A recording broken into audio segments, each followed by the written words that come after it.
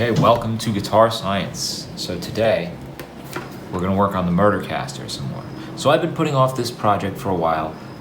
If you look at the card at the top, you can see there's some other videos about the Murdercaster. They're pretty old. Today I have to tackle probably my least favorite task, which is wiring. I don't like doing wiring. If you've seen my other videos, you probably know why I don't like doing wiring. It's kind of like when you're a kid and you're trying to paint, but you can't paint, and you're just really frustrated with the results all the time. That's kind of how wiring is for me. It's kind of like my Achilles heel, although that kind of suggests that I'm better at other stuff, which I'm really not.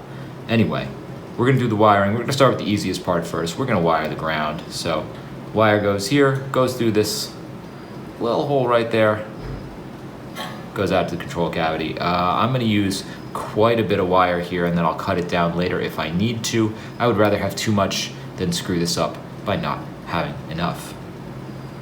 This should be enough. Okay, so obviously we're gonna go with black wire for this because, it is the Murdercaster. I mean, what other color would you use? Maybe red, but, well, I like the cloth-coated wire. So the reason I like this kind is because, you push it back. That didn't work. You push it back like so, and then boom, no wire strippers necessary, right? Wire strippers suck.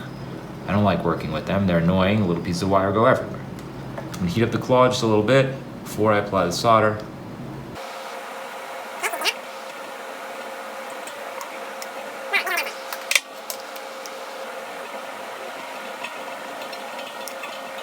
And now we just feed the wire through.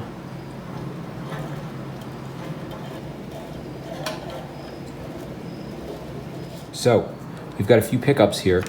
Now I have 3 of these that I wound a while back, and we're only going to use the hottest 2 of them. So we're going to measure the output on these boys, and we're going to see which 2 are the hottest. And we're going to use those. Why are we going to use the 2 hottest ones? Well, that's because the other pickup that's going in the bridge position is the chopper. Get in the chopper. Yeah, this thing is hot, for sure. I don't know the output on this guy, but we're going to measure it, and, well, probably that's going to mean I want to use a fairly hot set of single coils in the neck and bridge. So we'll open this guy up and we'll check the DC resistance on him.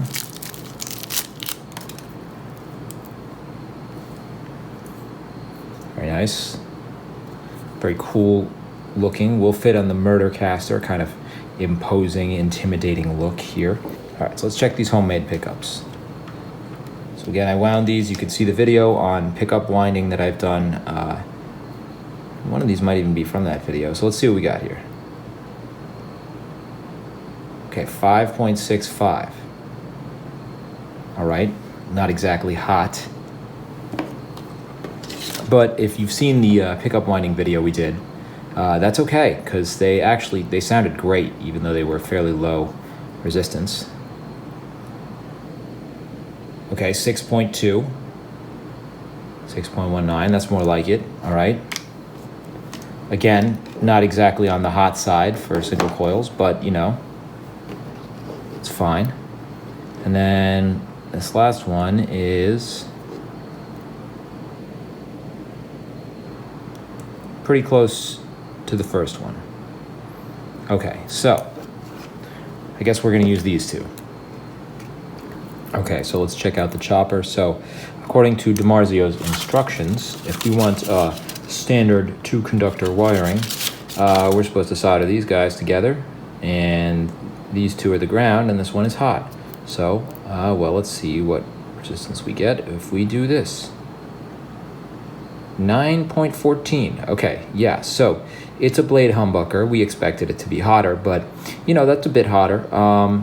It's not like 12, so I have a feeling that there's not going to be that much of a perceived volume difference between these things, especially considering that the signal strength is weaker in the bridge position, right? Because the amplitude of vibration of the string, I guess, is smaller, so you're not picking up as much, I don't know, magnetic flux maybe is the right term. I don't know. I'm not a physicist. But I don't think there'll be a perceived volume difference of, any great magnitude or anything like that. So the other thing to do is, obviously, the The chopper is black. These are parchment, cream. I don't know what color that is. Not black. So we're gonna have to fix that. Oh, and that's right. These have no pole piece holes. Okay, cool. So let's see how that looks. I don't know if that affects the sound. I mean, you know, magnetism doesn't care about plastic. Shouldn't affect the sound. Should just look really cool. I still haven't perfected the art of winding a very tight coil, so, you know, there could be a little bit of difficulty getting these in here. I don't want to screw up the coil for sure. That would be bad. Okay, they don't really fit. Let's try the other ones. I should probably just buy pickups to put in this guitar, but, well, I'm determined to have my own pickups in as many of my guitars as I can, because what's the point of making pickups if you're not going to use them? Okay, that works. We're gonna use these. Yeah, that fits perfectly. I don't know what the story is with these guys, why they're maybe a little thinner or something. Again, probably cheap Chinese knockoff versus all parts. You know, it is what it is. All right. So I'm thinking that this one will go in the middle, and this one, which is not as hot, will go in the neck, and then of course, the chopper will go in the bridge. And well, those will be our pickups. Okay, so let's talk about the wiring. I drew those too big. All right, so let's talk about the wiring. So, we're going to invite catastrophe here by doing non-standard wiring as well. So this could end badly. This might take a lot of trial and error if I screw this up. But I think it will work. Okay, so we've got our 3 pickups. That much we've already detailed. We have neck pickup, single coil, mid pickup, single coil, and bridge, a chopper. So we're also going to have a 5-way switch, of course.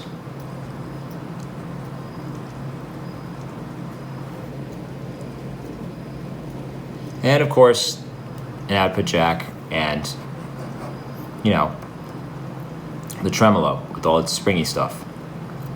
Right, and there's ground attachment there. Okay, so everything's going to be grounded off. You know, that's kind of standard. You better do that. Guitar, you're not going to like the way a guitar sounds if you don't ground everything. Forgive me for not connecting all the grounds here, but it would be a mess, and you'll see it'll be connected on the actual guitar.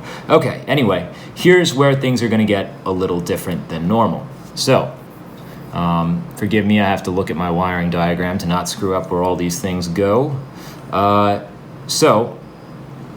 So far, kind of normal stuff. Our bridge pickup is going to go to this lug, as it normally would. If you wanted to coil split, I guess you could also have it go to this one. I don't care about coil split. I don't like coil split. I've never heard a coil split that sounded good to me. I'd rather have a single coil if I want that sound. So we're not going to bother with that. This is just full-on humbucker, and that's all I want from it. So that's where this one will go. Here we're going to have our middle pickup. You know, kind of standard stuff so far. And then our 3rd lug will be this one. And our 4th lug, of course, will go to the volume pot. The other 2 parts of the volume pot, of course, this one you fold over, and then this one goes straight to your output jack. Okay, so that's already one thing we're messing with from the normal 5-way switching. I think normally on one of the 5 settings you get one of the coils of this with your middle pickup. We're going to forego that. We're going to see what happens. I'm not entirely sure what'll happen. I think when you're in position 4, I guess, you'll just get this signal combined with this signal, which will probably be god-awful and might also be out of phase. We'll have to see, but, well, that's what we're going to go with. So, you know, live and learn, trial and error here. The other thing that I'm going to do differently is I am not going to have a neck tone knob. We're going to have mid-tone, we're going to have bridge tone. Let's be honest here. we've got a single coil neck pickup, and frankly it's pretty low resistance, as I showed you earlier. So it probably won't need a tone knob. I'm not really worried about removing high-end content from this neck pickup. I want it to have as much as possible. And even adding in a tone knob, even if we keep it dimed all the time, even adding in a tone knob is going to remove some of the high-end content. If you want to see more about that in particular, you can check out my other video in the corner right now, where I removed the tone knob from my Les Paul kit guitar, and it sounded a lot better. Anyway, we're not going to have a neck tone. So normally you'd have this wired up to your tone knob, but we're not going to do that. This instead is going to be wired to the middle pickup. So we're going to go ahead and we're going to take from here to this middle here. And part of the reason I'm drawing this is so I can have my own circuit diagram that's accurate to what I am trying to do, that I can reference when I'm putting this together. Right now I'm looking at another tone diagram on a laptop off screen, and well, it's not accurate to what I'm doing, and I feel like if I start following that and I have a mental lapse in the middle, I'm totally going to screw something up. So I want to have my circuit diagram that is exactly how I want to wire this guitar. So this is not just for purposes of the video, this is also for myself so that I don't screw it up in the process. I always recommend having a proper schematic for whatever it is you're doing, especially if you're like me and you're, well, frankly, horrible at this stuff. Okay, and then the other thing that's kind of non-standard here is we're going to take this, our bridge pickup, and we're going to go to the other tone knob.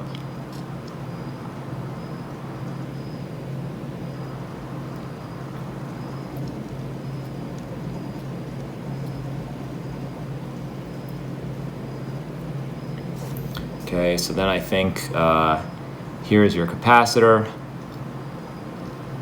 We're just going to use an orange drop. Let's see. You have this up here, back of the volume pot, the whole thing. And then you can have another one comes off and goes over here. And then I think we also want to connect this lug to this one, I do believe. Nothing goes on here. Let's see. Anything else I am missing? I think that's it. I think that's what we want to do. So again, neck pickup has no tone, mid pickup has tone 1, bridge pickup has tone number 2. Again, slightly non-standard, but as long as I remember to ground everything, I think this will work. I'm a little worried about what position 4 will sound like with these two. That could pose a problem, but worst case scenario, well, maybe don't use that position. So we'll find out. I can always change the wiring later, but for now, this is kind of what I'm trying to go with. Okay, so this was a lot of soldering, and I've never wired an entire Strat pickguard from scratch before, and well, I can't say I'm excited about doing it again anytime soon. So I totally get shelling out for a pre-wired pickguard because this was a pain, and frankly I probably inhaled a few years worth of lead in about an hour, so that's not great either despite my best efforts. You can see I'm using the Helping Hands tool here, which I think it was like $11 on Amazon, and what a great purchase. So it's got a magnifying glass, which is nice, but the main feature is that right there, the arm that's heavy enough to hold the wire perfectly where you want it, making it very easy to solder, and probably improving the quality of the solder joints a little bit. So it kind of acts like a third hand, hence the name, and really just can't recommend it enough. A few other things to note: I did not braid the wires together. When you have two wires carrying equal and opposite current and you braid them together, you kind of eliminate the noise by having it cancel, and I should have done that and I didn't. I did use some copper shielding tape and I grounded that, and that should help a little bit, but if it's still a little noisy, it's not braiding the wires together probably has something to do with that. Also, the capacitors I ended up using were really big. Like, they're bigger than pretty much any capacitors I've seen in guitars I've taken apart. And I think if I do this again, I'm probably going to opt with smaller capacitors because there's no reason they need to be that large. Alright, well that's about all I've got to say, so I guess we'll fill the rest of this time-lapse with some time-lapse music, and I'll see you at the end.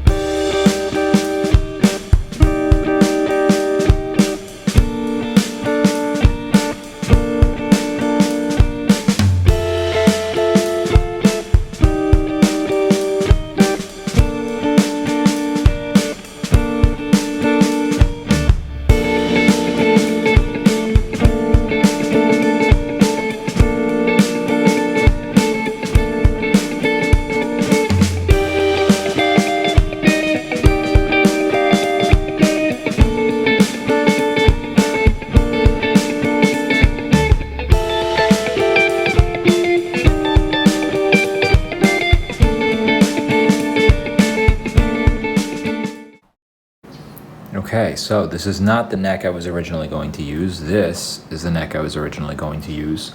But there were some issues getting this neck in here.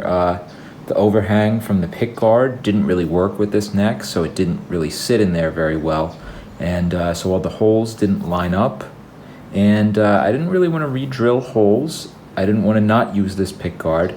And I didn't want to try to cut any more off of this pick guard to put it in place. So I just thought, you know, why not use the neck that this guitar came with, which still fits in here perfectly. So we're going to use this neck. It fits very well here, and it's not really going to be much of a problem. However, I don't really want my custom Murdercaster to say Squire on the headstock. And, you know, I do kind of feel like the dark red and black added something to this build. So, what we're going to do to compensate is I have these stickers, these kind of blood spatter stickers. So I'm going to go ahead and I'm going to put a few of these on here. I'm going to try and, you know, cover up the Squire logo the best I can, and, you know, maybe put a few of these over some of the inlay dots, although probably not all of them, and maybe throw a couple on, you know, in random other places that I feel like as well. Okay, so this actually took a pretty long time to get everything the way I wanted and to kind of block the Squire logo on the headstock.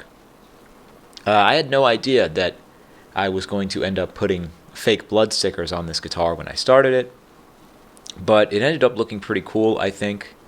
One thing to note is that you might anticipate that having stickers on your fret markers would make an impact when you're playing, and you might feel it or notice it. I actually can't notice it at all. I can't even tell that they're there. So in the end, I'm kind of happy with the way the stickers turned out, and it was totally an unexpected thing. You know, if the original neck had fit in the pocket well, I would never have needed to get these stickers, and in the end, I think this neck with the stickers on it fits the theme a lot better than the dark red neck did, so it ended up working out for the best in the end. Okay, there was one other problem putting the guitar together, and that was the pickguard did not want to fit over the bridge, and I actually had to chop some small pieces off of the corners there just to get it to work, and even at that I had to kind of force it in there, and that was a big pain. Okay, so here it is, the Murdercaster in all its glory. I don't think I've ever spent so much time on one guitar project and procrastinated so much either. I did change a couple of things from the original design. Of course, the Bloodwood neck is gone, and instead of having 3 custom wound blade humbuckers, it's got a chopper and 2 single coils that I wound. But I am really happy with the way it turned out. It was interesting trying to overcome those challenges, and it was a lot of fun putting together all the different parts and seeing how it looked when the whole thing was done. And, you know, I've never really done a theme guitar like this before, and I wasn't quite sure it would work, and I have to say I do think it worked. And I'm really happy with the way it turned out, and I can't wait to do it again. So if you want to see the whole thing in one video and you want to hear what it sounds like, I'm going to be putting out a video soon with all of that stuff in it. But to sum it up, the Murdercaster, I would say I killed it.